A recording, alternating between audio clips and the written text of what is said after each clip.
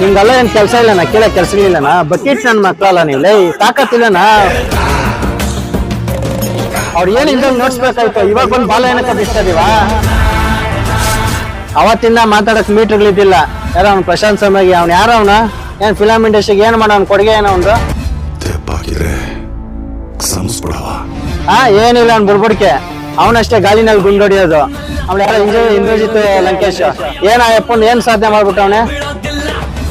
ಪ್ರಶಾಂತ್ ಸಮಯ ಅವಂದೇ ಇಲ್ಲ.